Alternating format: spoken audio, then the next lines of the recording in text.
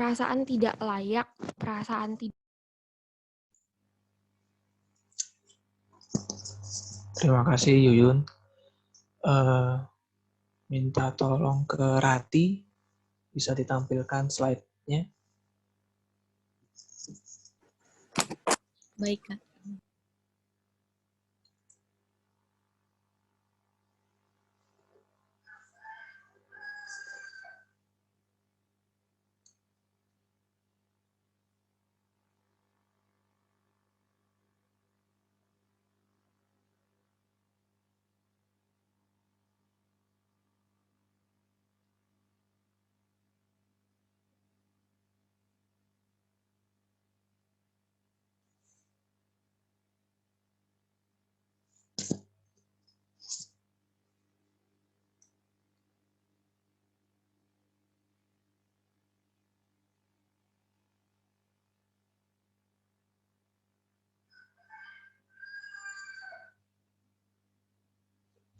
Kak, dimulai doa saja dulu, Kak. Ini masih sebentar lagi. Terima kasih Rati. Mari teman-teman dan kakak-kakak kita berdoa. Terima kasih Tuhan Yesus karena Engkau memberikan nyawamu ya Tuhan di kayu salib bagi kami manusia yang berdosa ini. Kami mengagungkan Engkau ya Yesus, kami mengagungkan salib-Mu ya Tuhan. Dan ya Tuhan, kami rindu ya Tuhan, sebagai orang-orang yang Engkau telah tebus dengan darah-Mu yang kudus. Kami rindu ya Tuhan untuk boleh mengikuti kehendak-Mu ya Tuhan. Seturut dengan apa yang Engkau firmankan ya Tuhan. Kami rindu ya Tuhan, firman Tuhan, materi yang boleh kami pelajari bersama-sama hari ini, boleh semakin menolong kami, ataupun mengingatkan kami ya Tuhan, sebagai murid-Mu ya Tuhan, yang rindu memberikan hidup kami seutuhnya kepada Engkau ya Tuhan. Tuhan Yesus, tolong hamba-Mu yang penuh dengan kelemahan dan keterbatasan ini, untuk boleh menjadi alat-Mu ya Tuhan, membagikan apa yang telah hamba persiapkan untuk teman-teman yang hadir pada PU hari ini. Tuhan Yesus yang kiranya juga menolong teman-teman yang hadir pada hari ini untuk boleh mendapati, menangkap pesan dari Tuhan kepada kami melalui PU pada hari ini. Terima kasih Tuhan Yesus. Kami menyerahkan ya Tuhan pembelajaran firman Tuhan pada hari ini di dalam tangan kuasa Tuhan. Dalam nama Tuhan Yesus kami telah berdoa dan mengucap syukur. Amin.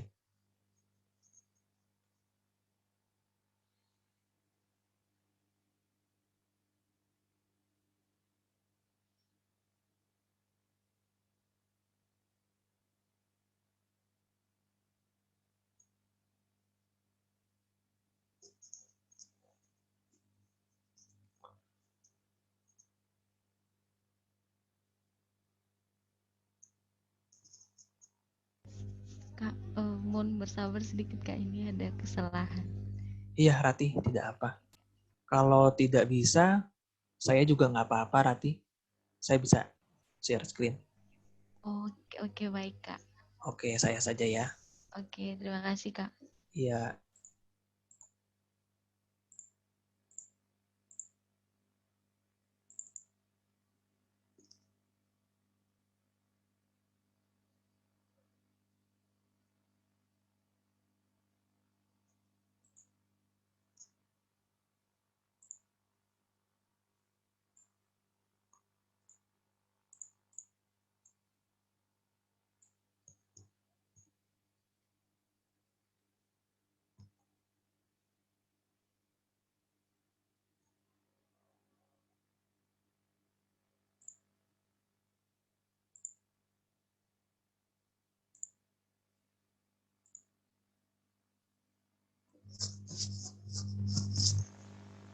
Sudah terlihat ya, teman-teman? Sudah, Kak. Sudah ya. Oke, puji Tuhan. Shalom, kakak-kakak dan adik-adik. Perkenalkan, mungkin untuk teman-teman yang belum mengenal, nama saya Ivan. Saya teman KTB-nya Mas Kris. Dan puji Tuhan saya diberi kesempatan untuk boleh menyampaikan materi, memulai bergerak untuk berdampak di PU PMK Salatiga pada hari ini. Ketika saya dihubungi oleh Rati, saya diberikan tema memulai bergerak untuk berdampak, di mana sebenarnya tujuannya adalah kita dapat memulai untuk bersekutu dan melayani bersama-sama dalam konteks di gereja lokal seperti itu. Jadi materi pada hari ini akan lebih membahas tentang hal itu, bagaimana kita menyadari bahwa kita sebagai orang-orang yang telah dibina, kita dapat berkontribusi untuk gereja lokal.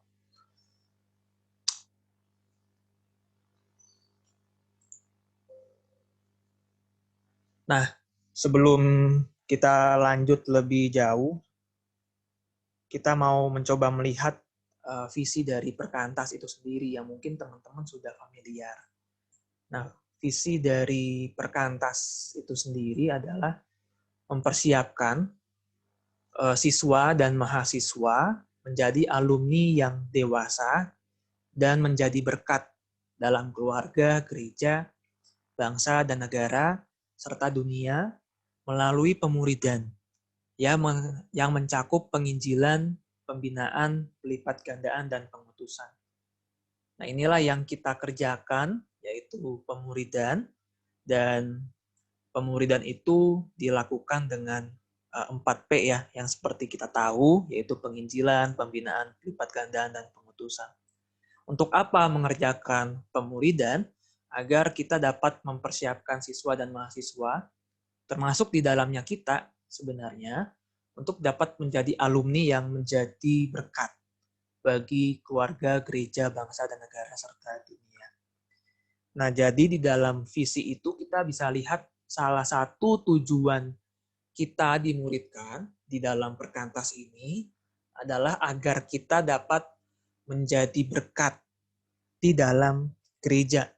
Dan pada hari ini kita mau fokus akan tujuan menjadi berkat di dalam gereja itu sendiri. Nah, sebelum melanjutkan lebih jauh bagaimana kita harus menjadi berkat di dalam gereja, saya mau sharing sedikit kondisi gereja tempat saya melayani. Saya di Salatiga melayani dari tahun 2017 di salah satu gereja di Salatiga. Dan ketika saya pertama kali hadir di gereja tersebut, saya melihat ada beberapa prinsip-prinsip yang mungkin tidak sesuai dengan apa yang saya dapati di dalam pembinaan ataupun di dalam pengalaman saya melayani di PMK ataupun di Perkantas. Jadi ada beberapa hal yang tidak ada ataupun ada beberapa hal yang tidak terlalu diutamakan ataupun malah lebih cenderung diabaikan di dalam gereja tempat saya melayani. Nah, beberapa hal tersebut contohnya adalah visi. Jadi ketika saya melayani di gereja tersebut dari tahun 2017, saya melihat tidak adanya visi di dalam gereja tersebut. Kesannya adalah ya gereja tersebut yang penting jalan setiap minggu. Yang penting ada ibadah setiap minggu. Udah begitu aja. Temanya ya suka-sukanya pendetanya ataupun gembalanya saat itu. Nah, itulah pengamatan saya ketika saya melihat kondisi gereja tempat saya melayani sekarang dan di 2 tahun yang lalu seperti itu. Jadi dengan tidak adanya visi, jadi terkesannya ya gereja itu tidak tahu arahnya mau kemana. Itu yang saya perhatikan. Dan tentunya ini adalah hal yang tidak biasa kita jumpai gitu ya di dalam pelayanan perkantas. Teman-teman yang pengurus pasti sangat ditekankan tuh akan pentingnya visi. Sebelum jadi pengurus, biasanya teman-teman mungkin akan diomongin gitu ya, terkait visi pelayanan mahasiswa tuh apa. Itu pasti yang akan dibukakan gitu ya, sebelum teman-teman menjadi pengurus. Karena begitu pentingnya visi. Demikian juga teman-teman yang menjadi PKTB. Teman-teman sebelum menjadi PKTB dibekali, biasanya akan dibukakan tuh mengenai apa sih visi pemuridan. Seperti itu. Nah, maka dari itu sebenarnya kita yang melayani di perkantas sangat paham betul akan pentingnya visi ini sendiri. Nah, tetapi ketika saya melayani di gereja ini dan datang di 2 tahun yang lalu itu melihat gereja ini tidak ada visi. Sehingga ya terkesan ya begitu saja, begitu saja. Nah, ketiadaan visi ini juga berdampak di dalam program-program yang dilakukan oleh gereja, yang dicanangkan atau direncanakan oleh gereja.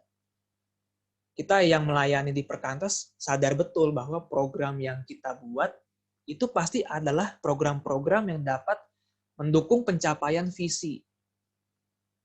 Nah, tetapi ketika saya berada di gereja ini, lalu terlibat di dalam kepanitiaan perancang, ataupun mungkin di gereja-gereja lain, di dalam kepengurusan seperti itu ya, dan menyusun program kerja. Nah, program-program yang disusun ini karena tidak ada visi yang jelas, ya suka-suka dari orang yang ditunjuk untuk membuat program. Misalnya, contohnya panitia musik atau pengurus yang melayani di bidang musik. Dengan ngototnya bilang kita harus beli drum. Padahal apa gitu ya fungsi drum itu, apa tujuan drum ini sebenarnya untuk pertumbuhan dari jemaat gereja. Itu yang tidak diketahui gitu ya. Dan itu yang tidak didetailkan gitu ya, ataupun dijelaskan dengan sebaik-baiknya. Yang penting beli drum agar suasana ibadah rame seperti itu. Nah, jadi itulah beberapa kondisi dari gereja saya. Nah, ketika saya mencoba mempersiapkan hal ini dan merenungkan kondisi gereja saya teringat di bukunya Cara Melatih Murid. Mungkin teman-teman juga pernah melihat buku ini gitu ya di Rupert Salatiga. Pengarangnya adalah Walter A. Henrichsen. Gitu ya. Di dalam bukunya dia menulis bahwa gereja masa kini melakukan banyak kegiatan yang kalang kabut dan menimbulkan frustasi. Karena kegiatan tersebut hanya berintikan hiburan sehingga tidak mendatangkan hasil. Jadi si Bapak Walter ini melihat bahwa gereja-gereja sekarang ini menyusun program gitu ya, ataupun merencanakan kegiatan-kegiatan yang dilakukan oleh gereja itu seperti kegiatan-kegiatan yang tidak mendatangkan hasil. Apa hasilnya? Hasilnya yaitu agar jemaat dapat bertumbuh sebagai seorang murid Kristus dan dapat menjalankan kehendak Tuhan. Sebenarnya kan gereja memiliki fungsi seperti itu, tetapi di sini Walter A. Henrichsen ini melihat bahwa gereja ini terlalu disibukkan dengan kegiatan-kegiatan yang sebenarnya tidaklah menunjang pertumbuhan jemaat sebagai seorang murid Kristus.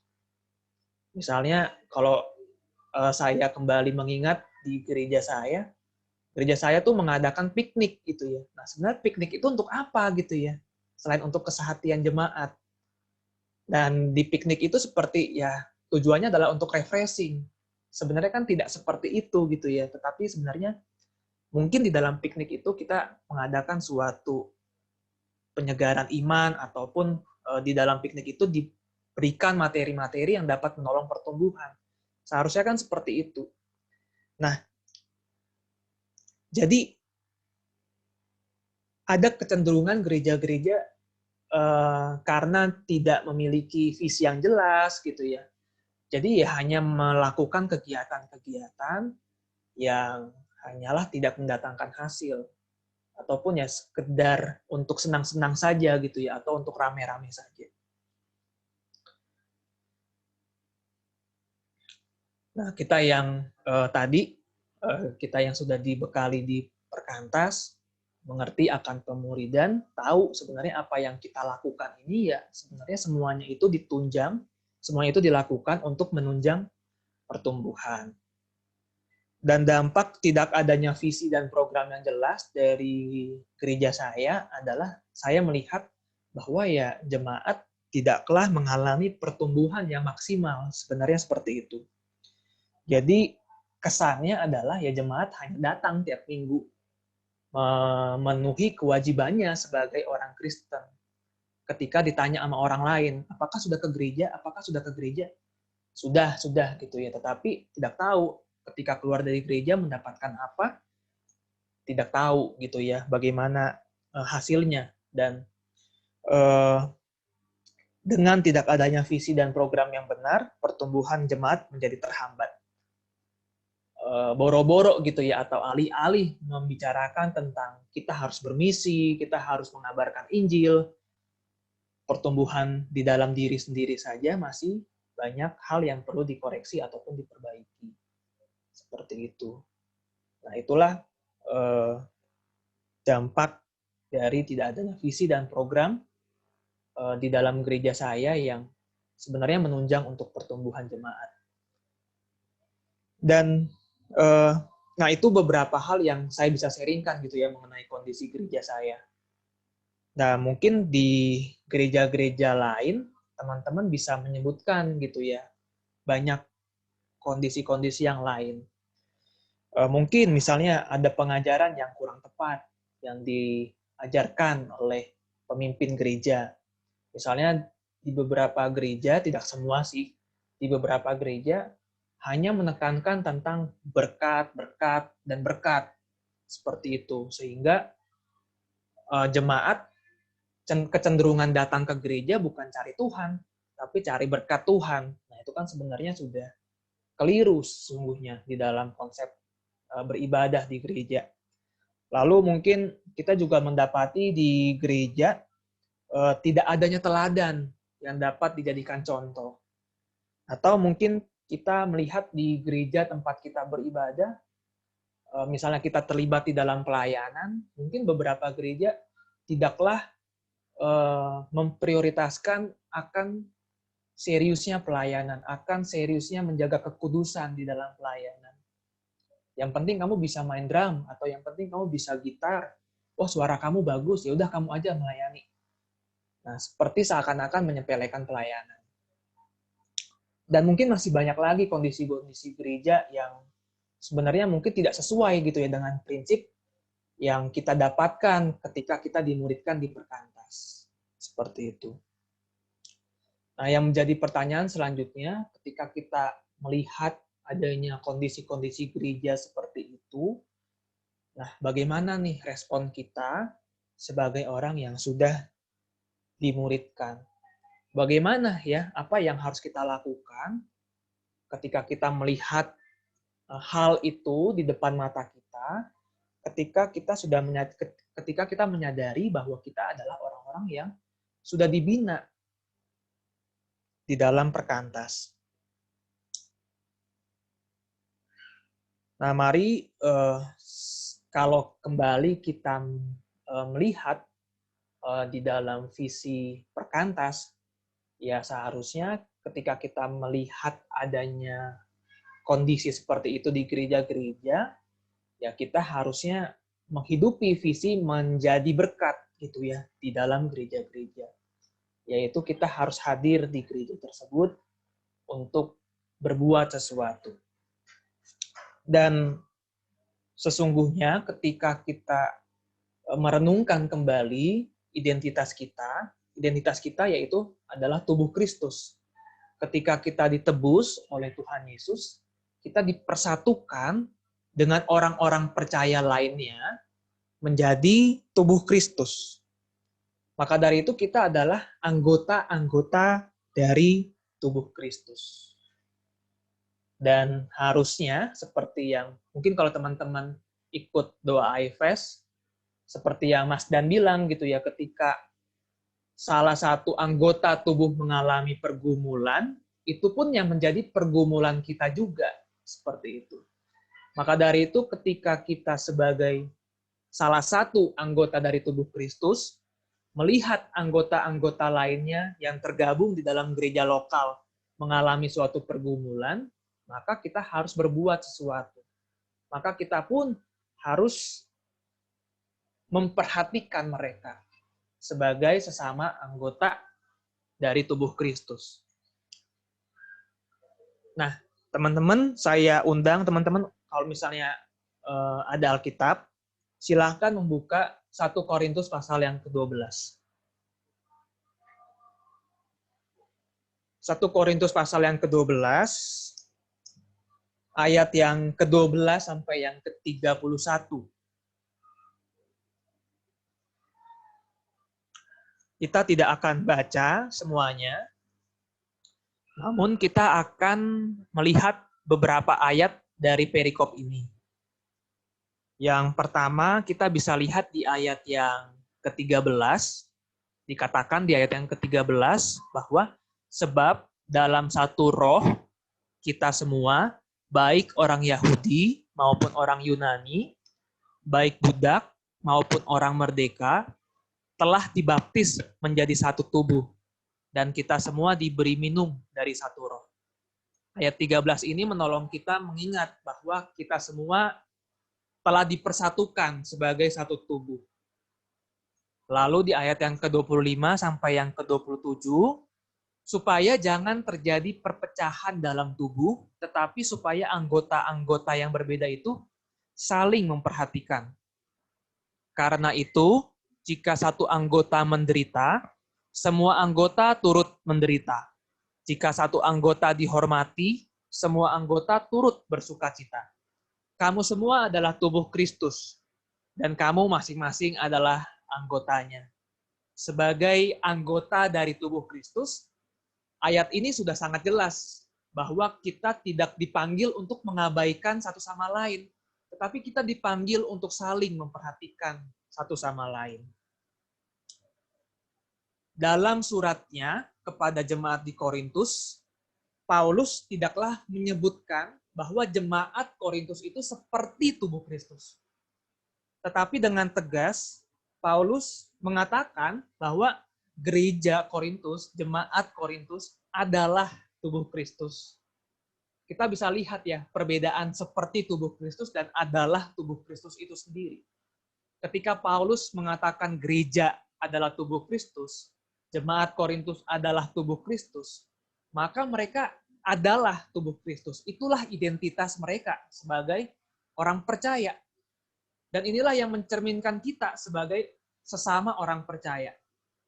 Mencerminkan kita sebagai orang-orang yang telah ditebus oleh Tuhan. Kita dan semua orang percaya lainnya adalah satu tubuh. Kita adalah anggota dari tubuh Kristus. Nah, maka dari itu seperti ayat yang tadi kita sudah bahas, sebagai satu tubuh kita harus memperhatikan satu sama lain. Kalau teman-teman melihat di ayat yang ke-21, kita tidaklah dapat berkata bahwa kita tidak membutuhkan anggota tubuh yang lainnya. Mata tidak bisa ngomong ke tangan ataupun kepada kaki, saya tidak membutuhkan engkau. Begitu juga dengan kita sebagai anggota tubuh Kristus, kita tidak bisa bilang gitu ya kepada saudara-saudara seiman kita, saya nggak membutuhkan engkau. Saya tidak mau peduli sama engkau. Karena kita adalah satu tubuh. Kita dipanggil sebagai satu tubuh untuk saling memperhatikan satu sama lain. Dan artinya, berarti ketika kita melihat sesama kita mengalami pergumulan ataupun penderitaan, maka itulah yang menjadi pergumulan kita juga. Dan kita harus memperhatikan mereka. Maka dari itu ketika ada anggota tubuh yang bermasalah, kita pun juga merasakan dampaknya. Seperti ketika mata kita bermasalah, semua tubuh kita itu juga mendapati dampaknya. Ketika tangan kita bermasalah, kita pun juga merasakan sakit itu. tidak hanya tangan yang berkata sakit, tetapi seluruh anggota tubuh kita pun merasakan dampak dari tangan kita kalau tangan kita mengalami kesakitan. Seperti itu juga ketika anggota tubuh kita bermasalah, saudara-saudara seiman kita mengalami permasalahan, itu juga memberikan dampak juga buat kita sebagai satu anggota dari tubuh Kristus. Dan ketika kita melihat bahwa orang-orang jemaat-jemaat yang bergereja di gereja lokal itu mengalami suatu masalah, yaitu pertumbuhan yang tidak sesuai semestinya, itu pun menjadi pergumulan kita bersama juga.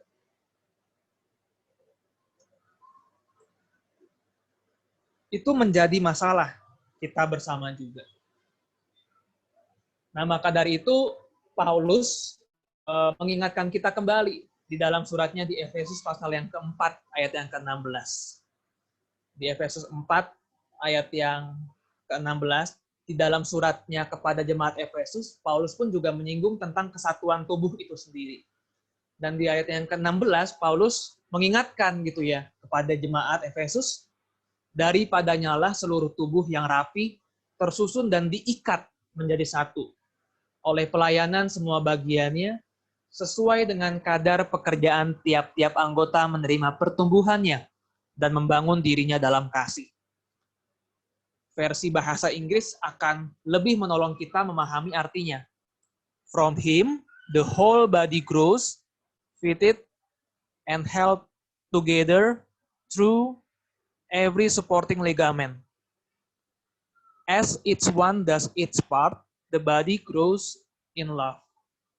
Ketika kita sebagai salah satu anggota dari tubuh Kristus, part dari tubuh Kristus, menjalankan peran kita, maka itu dapat menolong tubuh Kristus bertumbuh di dalam kasih.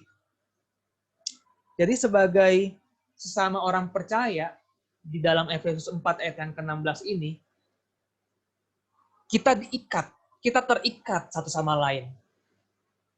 Kalau di sini dikatakan fitted and held together through every supporting ligament. Gitu ya. Kita tersusun dan diikat menjadi satu. Dan ketika kita mengerjakan bagian kita, mengerjakan karunia yang Tuhan telah berikan untuk pertumbuhan tubuh Kristus, itu betul-betul dapat menolong saudara kita bertumbuh di dalam kasih. Seperti itu. Jadi dari ayat ini kita diingatkan ketika kita mengerjakan bagian kita, terkhusus di gereja lokal, itu dapat menolong jemaat-jemaat pun juga dapat bertumbuh.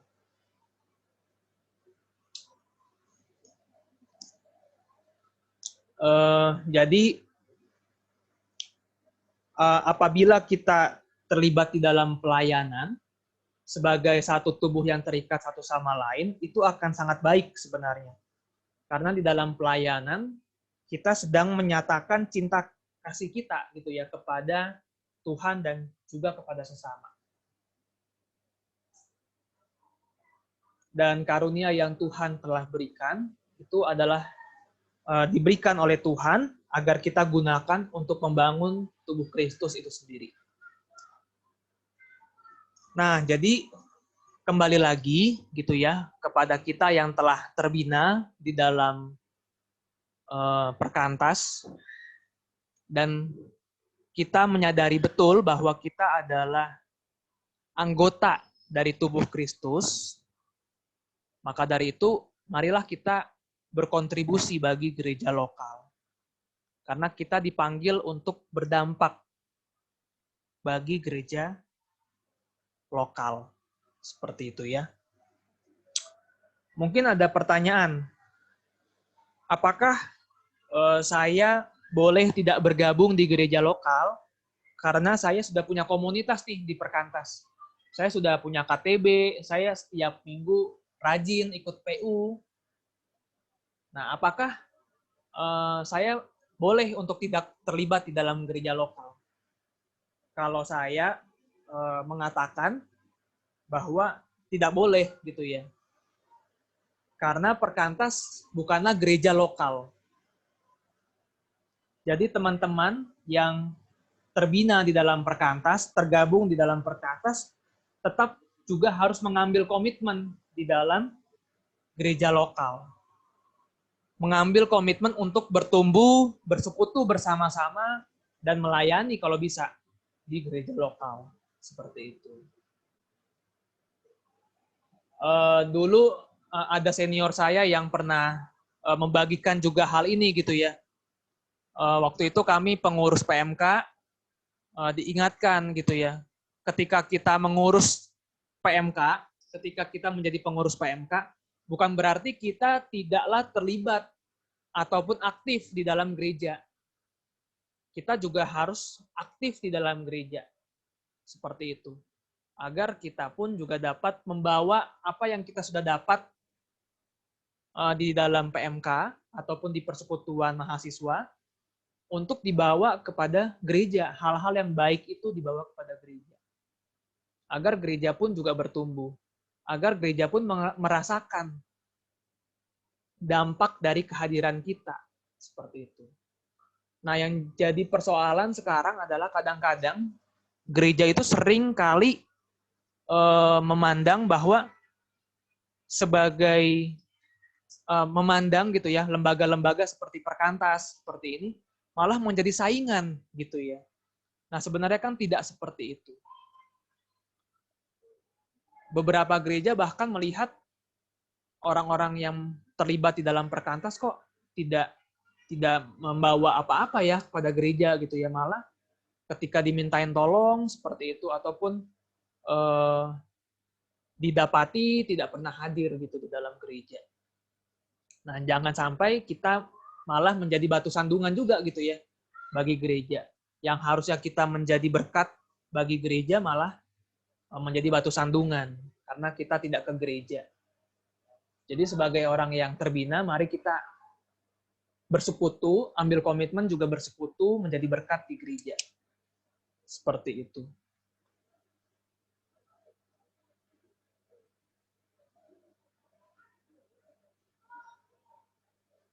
Dan sebenarnya di dalam gereja lokal, ini adalah satu kesempatan kita gitu ya untuk dapat menyatakan kasih secara spesifik. Kita mungkin berkata gitu ya, saya nggak usahlah tergabung di dalam gereja lokal, saya akan mencintai semua orang Kristen di seluruh dunia. Seperti itu. Kan gereja kan juga gereja yang universal gitu ya. Seluruh orang Kristen ya adalah gereja, saya juga akan mencintai gitu ya. Tetapi ketika kita bilang saya mau mengasihi seluruh orang Kristen di seluruh dunia, nah, apakah itu betul-betul bisa seperti itu?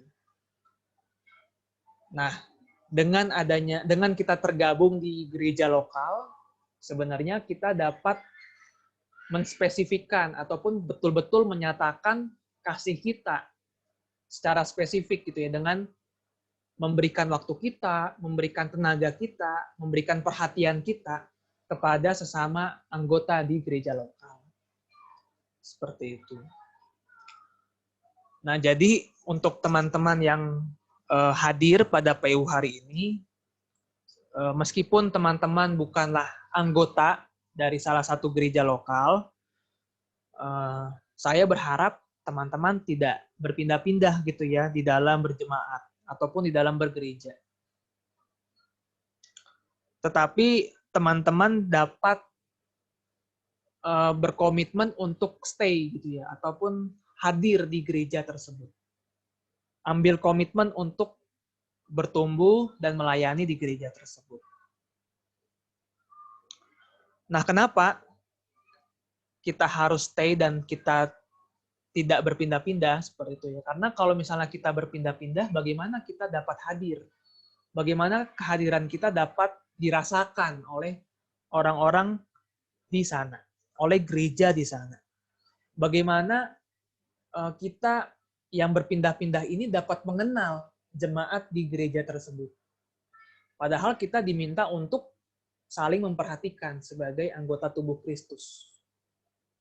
Nah, tentunya ketika kita mau bilang kita mau memperhatikan satu sama lain, kita pun juga harus mau mengenal. Maka dari itu, kalau kita berpindah-pindah, kita akan kesulitan di dalam mengenal satu sama lain. Lalu, kalau kita tidak mengenal, dan ketika kita tidak memperhatikan, bagaimana kita bisa mendoakan secara spesifik orang-orang tersebut. Seperti itu. Jadi, pada PU hari ini, saya mendorong teman-teman bisa untuk ambil komitmen di dalam satu gereja tertentu yang dapat menolong pertumbuhan teman-teman juga dan dapat menolong teman-teman menjalankan fungsi teman-teman sebagai anggota tubuh Kristus. Tidak perlu menjadi majelis gitu ya, ataupun menjadi sesuatu yang banget gitu ya di gereja tersebut. Teman-teman dengan hadir di ibadah hari Minggu, ataupun mungkin di beberapa gereja ada persekutuan pemuda, dengan teman-teman hadir di persekutuan pemuda, ataupun di jam doa, misalnya seperti itu. Teman-teman bisa menjalankan peran dan fungsi teman-teman sebagai sesama anggota tubuh Kristus. Teman-teman bisa memperhatikan satu sama lain, mengenal jemaat di sana, mendoakan paling tidak jemaat-jemaat yang ada di sana. Jadi, akhir kata, sekali lagi kita yang sudah dibina di dalam perkantas bukan berarti kita tidak ke gereja. Malah kita yang terbina di dalam perkantas harus menghayati visi perkantas itu sendiri, yaitu menjadi berkat di gereja. Jadi tidak perlu menunggu menjadi alumni. Kita yang sudah dibina sebagai seorang mahasiswa, kita ayo ke gereja, hadir di sana, dan menjadi dampak di sana. Kalau teman-teman belum memulai untuk berkomitmen di dalam satu gereja, nah tema pada hari ini mengingatkan kita, ayo kita mulai, gitu ya, mulai bergerak untuk berdampak di gereja lokal tempat teman-teman bertumbuh dan tempat teman-teman menjalankan peran teman-teman sebagai tubuh Kristus. Dan ketika kita mau menjadi berkat di gereja, kita nggak bisa tuh yang namanya pindah-pindah. Ketika kita mau menjadi berkat di gereja, kita harus hadir di sana. Kita harus menyediakan waktu kita di sana untuk menjadi berkat di sana. Tentunya tidak bisa dilakukan dalam 1 atau 2 malam saja gitu ya. Nah, ketika teman-teman hadir, teman-teman harus hadir secara konsisten gitu ya, untuk dapat memberkati gereja tersebut. Tidak bisa gitu ya teman-teman tiba-tiba datang ke gereja lalu berteriak gitu ya, saya mau mengubah gereja ini. Tidak bisa seperti itu. Yang ada malah diusir teman-teman gitu ya. Nah, maka dari itu harus hadir gitu ya untuk menjadi berkat di gereja tempat kita melayani. Saya kira itu dari saya. Terima kasih. Apakah ada sesi tanya jawab atau kita sudahi saja?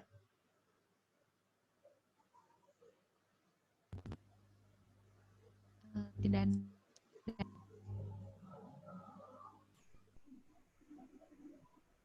Halo, dari Rati. Gimana, Rati? Tidak ada, Kak. Oh ya. Tidak ada sesi tanya jawab, Kak. Baik, kalau tidak ada, kita akan tutup di dalam doa. Mari kita berdoa. Seperti tema yang kami pelajari sama-sama ya Tuhan pada hari ini, kami mau memulai bergerak ya Tuhan, untuk berdampak dalam hal ini di dalam gereja ya Tuhan.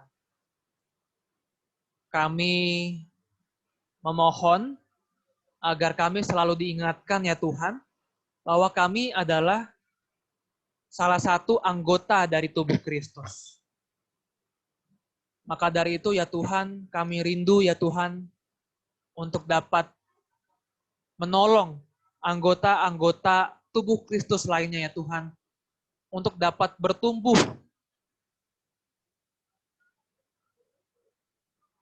dan juga ya Tuhan, merasakan dampak dari kehadiran kami. Kami rindu ya Tuhan, agar kami boleh menjalankan peran kami ya Tuhan, sebagai tubuh Kristus yang saling memperhatikan satu sama lain. Terima kasih Bapa. Inilah setiap doa dan permohonan kami. Kami mengucap syukur atas pertolongan-Mu pada siang hari ini. Di dalam nama Tuhan Yesus kami telah berdoa dan mengucap syukur. Amin. Saya kembalikan kepada Yuyun. Baik, terima kasih Kak Ivan yang